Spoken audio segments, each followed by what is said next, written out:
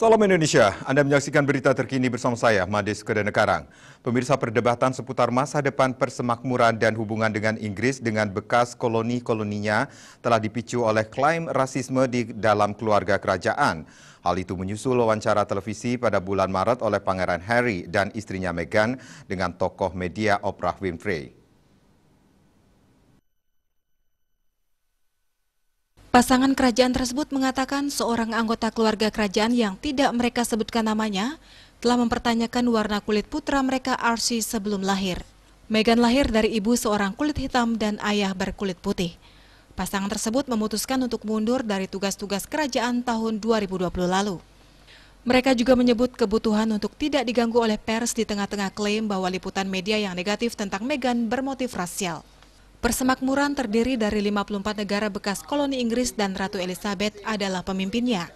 Barbados, salah satu dari negara anggota persemakmuran, sudah merencanakan untuk mencopot Ratu sebagai kepala negara tahun ini.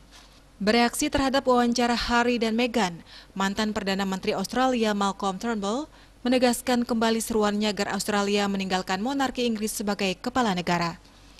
Turnbull sejak lama ingin memutuskan hubungan dengan keluarga kerajaan.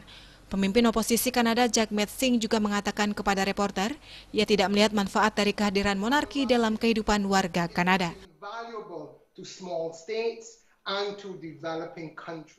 Ratu Elizabeth terakhir kali mengunjungi Nigeria, anggota persemakmuran negara kulit hitam dengan populasi terbanyak pada tahun 2003.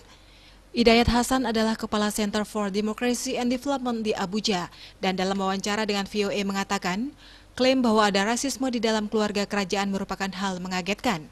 Hasan menambahkan banyak warga Nigeria berpendapat perkawinan Harry dan Meghan justru mengantar sebuah bab baru. Dalam sebuah pernyataan setelah wawancara, keluarga kerajaan mengatakan mereka akan menanggapi klaim Harry dan Meghan secara tertutup.